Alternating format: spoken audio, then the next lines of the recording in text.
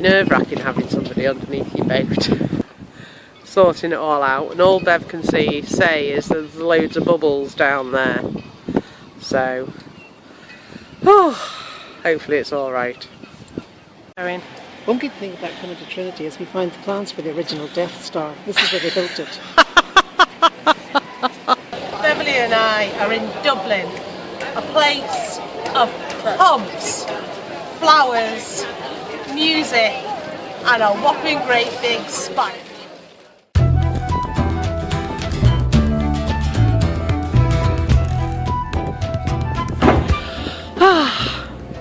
A man in a diving suit has arrived. He's gonna go under our boat, isn't he, Bev? Our saviour has arrived. Our saviour has arrived in full diving gear. I normally do trawlers. Oh, trawlers! They don't normally bend too much. I usually spend about 5 or 6 hours taking stuff out of their props. Oh God! What do they get caught with? Just their own fishing lines? No fishing nets and ropes, whatever. So how long have you been doing this? I've been doing this about 40 years. 40 years? Good grief. The youth club's diver here for the last 35. Good God. So You must have seen webbed, it all. you must have webbed feet by now. Is anybody... Suit, I said, I've been in it every day for the last 2 weeks. I can see you've got weights and stuff in there. That's me weights. Oh, okay. That's what About it 20 is. kilo of weight there. Crikey! I know. And you put weights on. Have you seen that? I can actually feel the weight of that. I'm not even looking at it, but I can see how heavy that is. Yeah, it is heavy. That's what I'm amazed you need weights. I usually do all the moorings out there, 70 to 100 moorings out there. I spend weeks in February and March in cold. Oh, Jesus.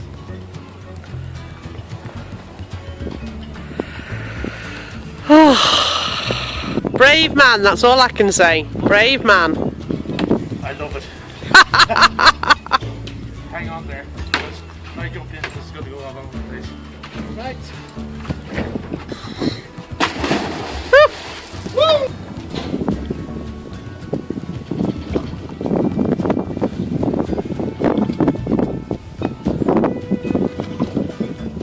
Deborah has brought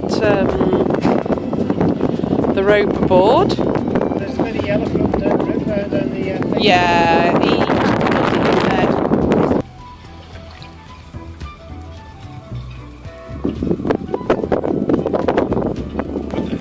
If you went on, if I left that there, Aye. it would have went hard and went up the seals. Oh, I see. Oh yeah, So that's what I was struggling with. Look, I had right. to get that out. right, but it's not melted, so we're probably all Yeah, right. no, that's it. That was the bit I was worried about. No, well, thank you very, I'm very going much. to do the wind out.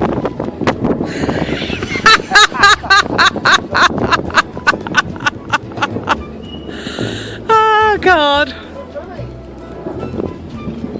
Because he's on camera, he's just sorted himself out looking really pretty.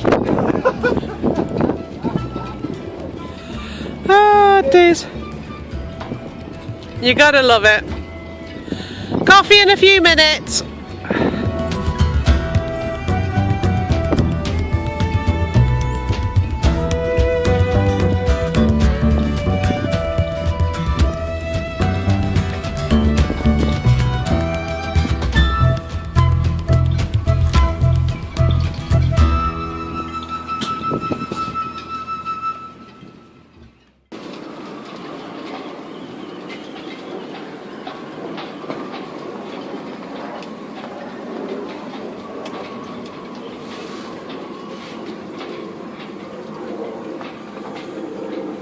Not really an ideal day for sailing.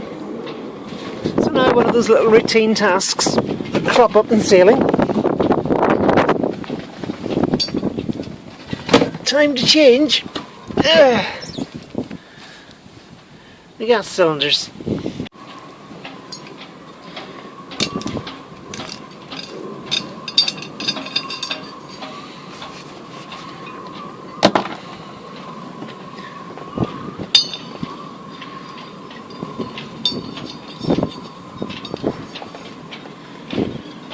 empty, and then this one goes on the regulator.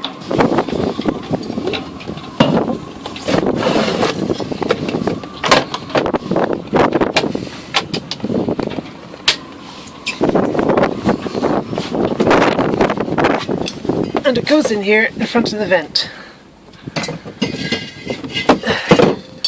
So though I've put a seal on top of it, we keep it next to a vent. This locker is vented. And this is a full one. This is a full one because it still has its red tab on. Bev and I are on the dart and we're off to Dublin.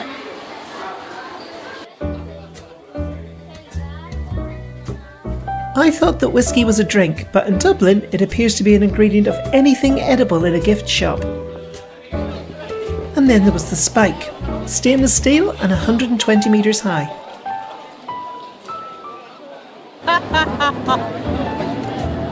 That is... Oh my god. They really need to get this wind turbine finished. In O'Connell Street there is the post office where the Easter Rising began, and you can still see the bullet holes which are only on the front of the pillars because the revolutionaries were obviously at the back of the pillars, firing toward the authorities who were at the front. Yeah. I suppose when you're standing in O'Connell Street looking at the levee from O'Connell Bridge, it's kind of inevitable that there will be a large statue of Daniel O'Connell somewhere nearby. But we certainly didn't miss the opportunity to do other touristy things such as look at the Halfpenny Bridge or to go to Temple Bar. Just a peculiar little thing I've noticed, just walking up this street, is the number of bottle tops that are wedged between the cobbles. And it just makes me wonder how many bottles of beer get opened here every night. The original Dublin Castle was built by King John, who had a very, very bad reputation in English history as Robin Hood's enemy. And it was built around about 1204 and took about 30 years to build. And the great courtyard, which you can see behind me, the great courtyard corresponds quite closely to the original plan, the original King John Castle. This armour is quite small. I'm 5'4", and as you can see it's on a plinth, and it's just about my height, including the plinth. So that's the size of this armour. Must be for kids, I reckon. This is Trinity College Dublin, which is Dublin's university, or was Dublin's university years and years ago, and it's full of Georgian architecture, and it's a lovely spot in the middle of the city, and it's just nice to be, and we're just having a good look around.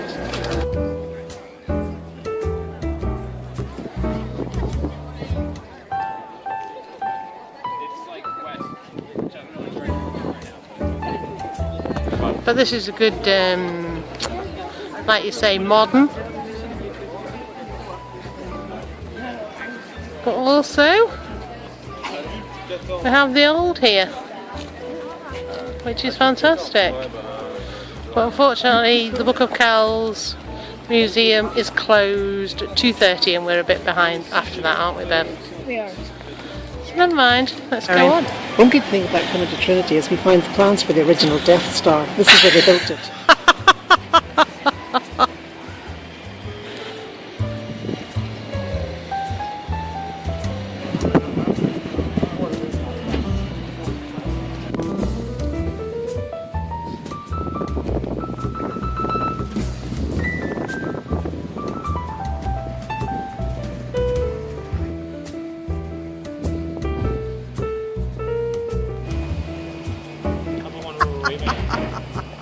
There's always one.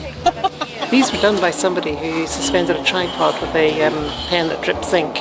And they went to the Hebrides and waited for a windy day. This particular one